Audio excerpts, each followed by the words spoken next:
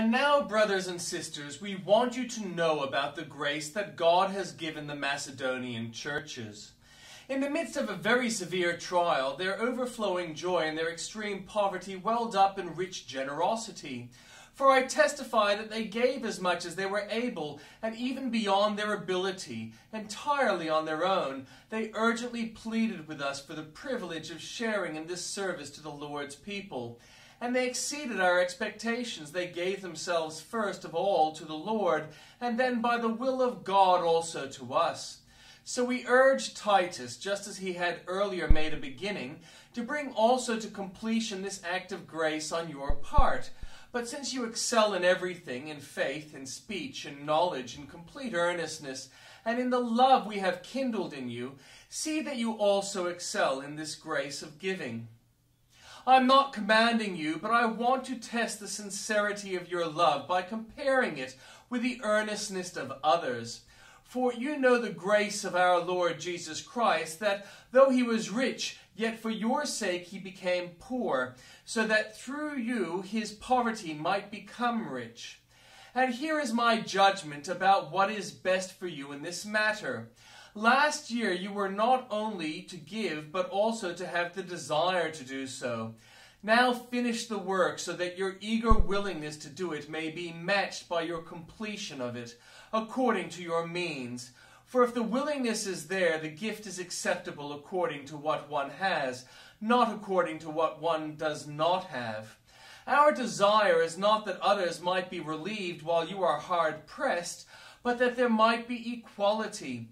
At the present time your plenty will supply what they need, so that in turn their plenty will supply what you need. The goal is equality.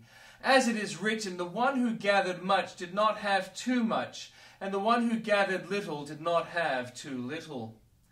Thanks be to God, who put into the heart of Titus the same concern I have for you. For Titus not only welcomed our appeal, but he is coming to you with much enthusiasm and on his own initiative, and we are sending along with him the brother who is praised by all churches for his service to the gospel. What is more, he was chosen by the churches to accompany us as we were carrying the offering, which we administer in order to honor the Lord himself and to show our eagerness to help. We want to avoid any criticism of the way we administer this liberal gift. For we are taking pains to do what is right, not only in the eyes of the Lord, but also in the eyes of man. In addition, we are sending with them our brother, who has often proved to us in many ways that he is zealous, and now even more so because of his great confidence in you.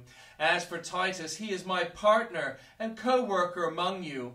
As for our brothers, they are representatives of the churches and an honor to Christ. Therefore show these men the proof of your love and the reason for our pride in you, so that the churches can see it.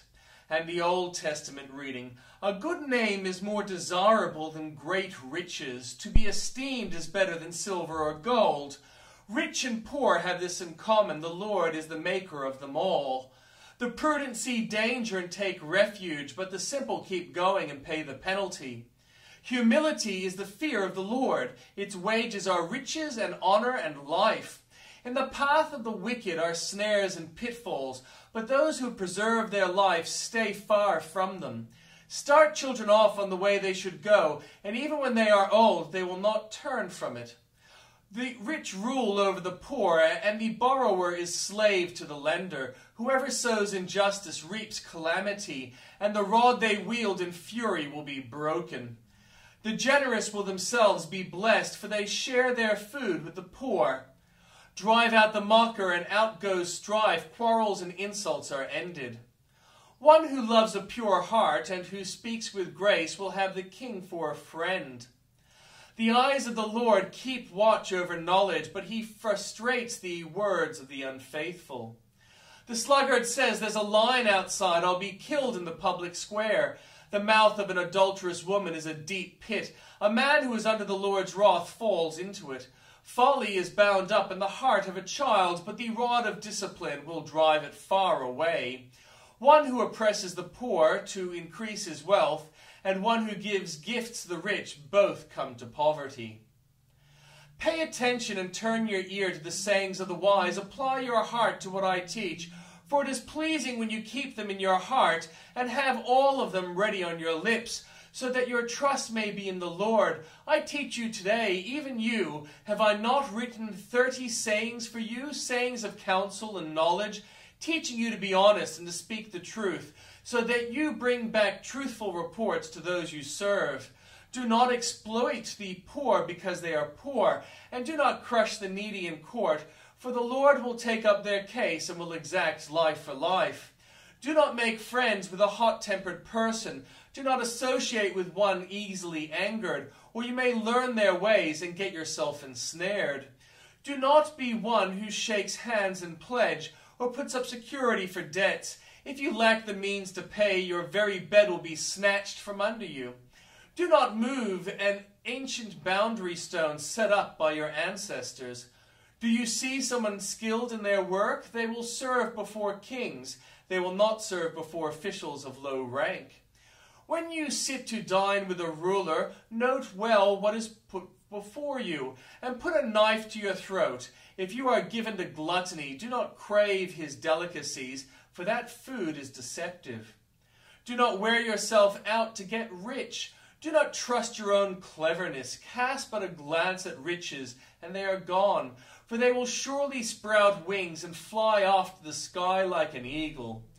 Do not eat the food of a begrudging host. Do not crave his delicacies, for he is the kind of person who is always thinking about the cost. Eat and drink, he says to you, but his heart is not with you. You will vomit up the little you have eaten, and you will have wasted your compliments. Do not speak to fools, for they will scorn your prudent words. Do not move an ancient boundary stone or encroach on the fields of the fatherless, for their defenders is strong. He will take up their case against you. Apply your heart to instruction and your ears to words of knowledge. Do not withhold discipline from a child. If you punish them with the rod, they will not die. Punish them with the rod and save them from death.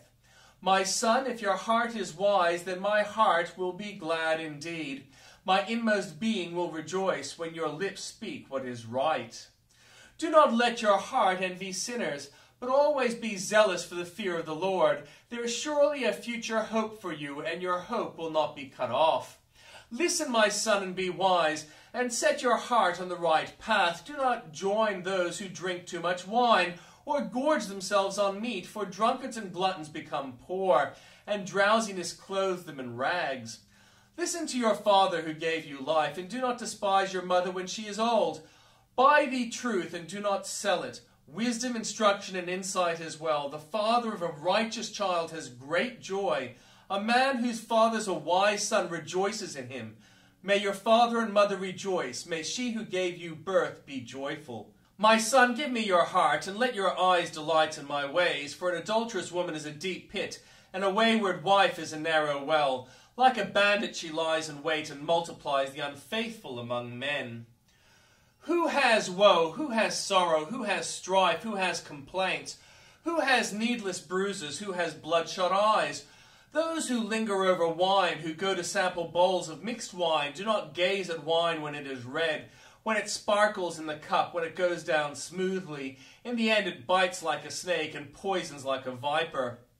Your eyes will see a strange sight, and your mind will imagine confusing things. You will be like one sleeping on the high seas, lying on top of the rigging. They hit me, you will say, but I'm not hurt. They beat me, but I don't feel it. When will I wake up so I can find another drink? Do not envy the wicked. Do not desire their company, for their hearts plot violence, and their lips talk about making trouble. By wisdom a house is built, and through understanding it is established. Through knowledge its rooms are filled with rare and beautiful treasures. The wise prevail through great power, and those who have knowledge muster their strength. Surely you need guidance to wage war, and victory is won through many advisers. Wisdom is too high for fools. In the assembly at the gate they must not open their mouths. Whoever plots evil will be known as a schemer. The schemes of folly are sin, and people detest a mocker. If you falter in times of trouble, how small is your strength? Rescue those being led away to death. Hold back those staggering towards slaughter. If you say, but we knew nothing about this, does not he who weighs the heart perceive it? Does not he who guards your life know it? Will he not repay everyone according to what they have done? Eat honey, my son, for it is good. Honey from the comb is sweet to your taste. Know also that wisdom is like honey for you. If you find it, there is a future hope for you, and your hope will not be cut off. Do not lurk like a thief near the houses of the righteous. Do not plunder their dwelling place. For though the righteous fall 7 times, they rise again. But the wicked stumble when calamity strikes. Do not gloat when your enemy falls. When they stumble, do not let your heart rejoice. Or the Lord will see and disapprove, and will turn his wrath away from them. Do not fret because of evildoers, or be envious of the wicked, for the evildoer has no future hope, and the lamp of the wicked will be snuffed out. Fear the Lord and the king, my son, and do not join with rebellious officials, for those too will send sudden destruction on them, and who knows what calamities they can bring. These also are sayings of the wise. To show partiality in judging is not good. Whoever says to the guilty, you are innocent, will be cursed by peoples and denounced by nations.